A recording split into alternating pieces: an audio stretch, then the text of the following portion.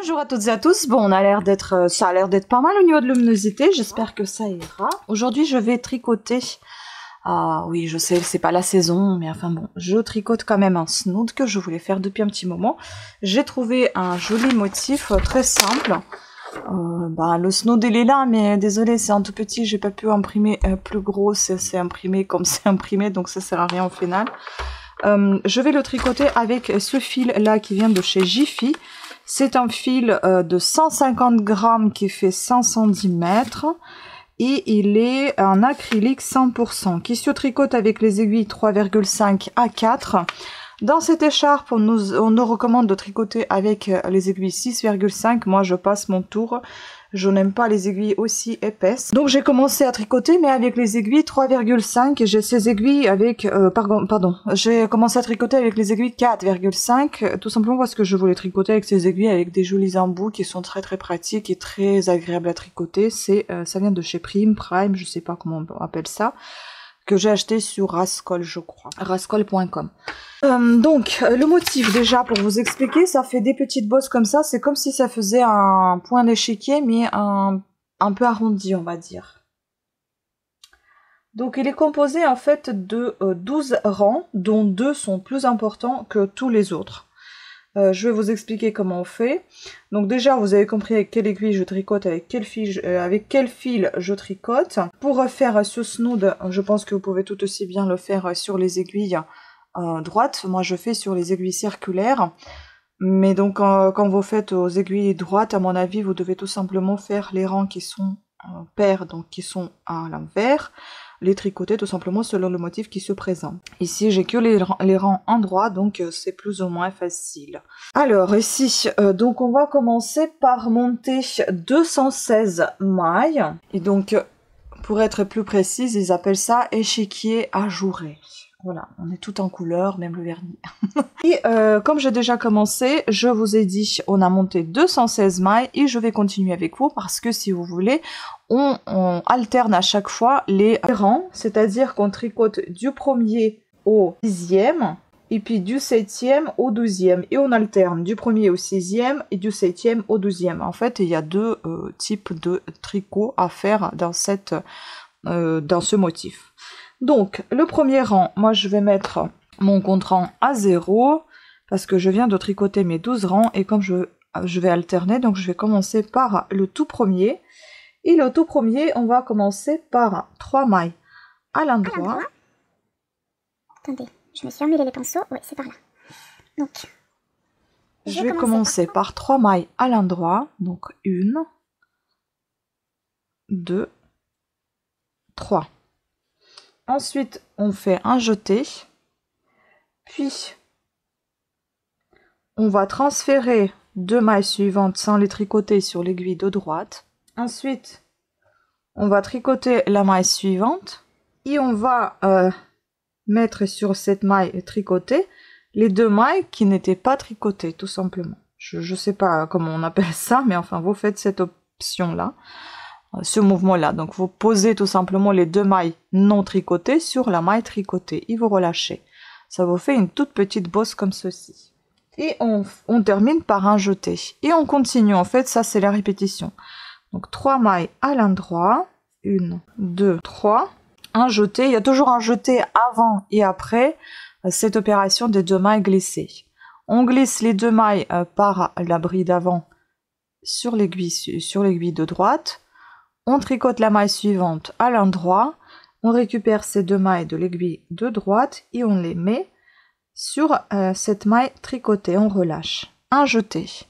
Et on continue ainsi de suite. Donc encore 3 mailles à l'endroit, un jeté, 2 mailles glissées sur le côté droit, une maille tricotée, les mailles glissées posées sur maille tricotée. Un jeté et ainsi de suite. Donc je vais pas vous répéter tout ça, je continue mon rang et on va se retrouver avec vous au rang suivant. Donc à tout de suite.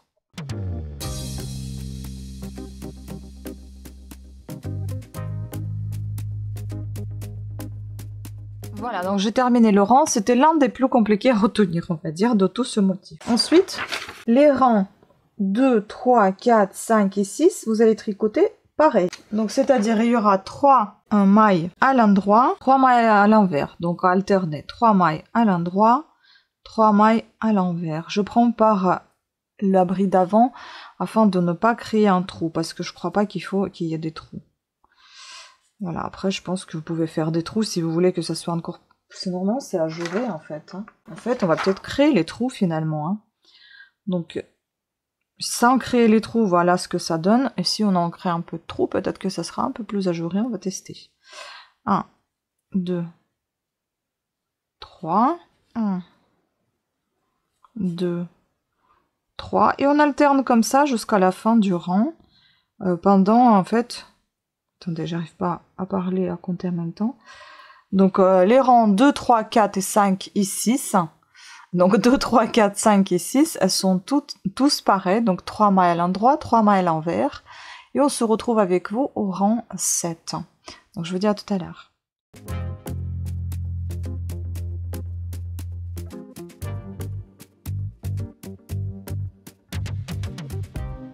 Alors, voilà, j'ai tricoté mes 6 rangs.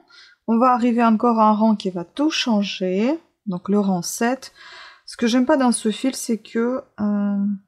regardez. Il y avait un endroit, je sais pas si je vais le trouver.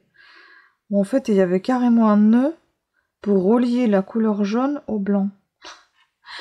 C'est même pas le fil qui allait doucement se transformer en nuançant du blanc au jaune, mais il y a carrément un nœud. Je sais plus où il est passé. Et enfin bon, peut-être qu'en tricotant, je vais le trouver et je vais vous montrer, mais ça, c'est pas trop cool. Bref. Donc on passe au rang 7. Et là, on va faire ceci. On fait un jeté.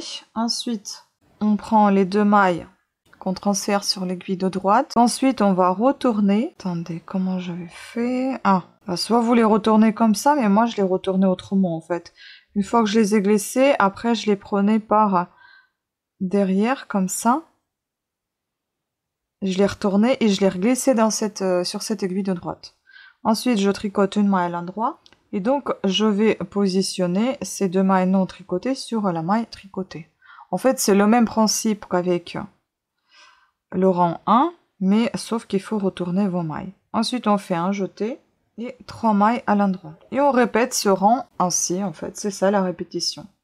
Donc, un jeté, 2 mailles transférées, retourner, une maille tricotée à l'endroit, et les mailles transférées positionnées sur la maille tricotée. Un jeté, 3 mailles à l'endroit.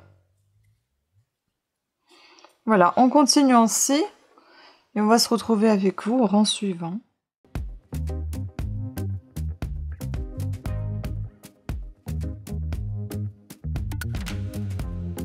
J'ai trouvé le nœud, il est là le nœud, voyez.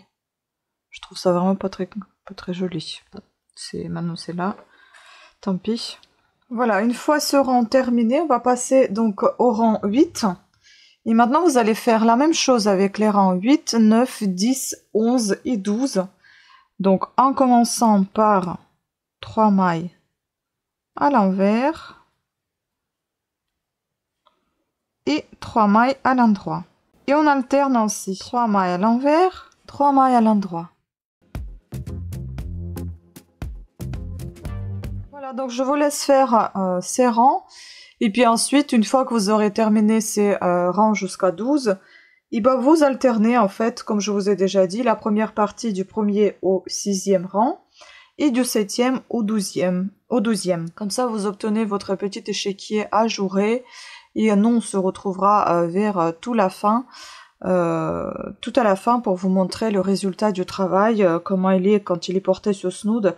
Par contre, eux, ils conseillent de faire 27 cm de hauteur. Moi, je vais voir si je vais faire 27 ou beaucoup plus haut. Parce qu'il est assez large. Et je me dis, est-ce que je vais pas faire... Soit ça sera 27 cm, donc pas très haut, afin de pouvoir le mettre 2 fois peut-être autour de cou. Je ne sais pas si ça va se faire. Peut-être ça va être un peu juste. Enfin bon, à voir. Et si ça se fait pas, peut-être à la limite de le faire plus haut et pouvoir le mettre sur la tête et porter un peu comme une capuche quand on n'a pas de bonnet et qu'on a froid. Et quand on veut pas porter le bonnet tout simplement, on peut enlever cette capuche et avoir juste un snood autour du cou. Voilà, écoutez, sur ce, je vous remercie beaucoup de votre attention. J'espère que vous avez apprécié ce tuto assez rapide et je pense pas très long et j'espère clair. Je vous laisse avec les images du snood porté et je vous ajouterai peut-être à la fin ou bien dans la description de cette vidéo en dessous les mesures du snood. Voilà, sur ce, pensez à vous abonner, à activer la petite cloche de notification et je vous dis à très bientôt. Ciao!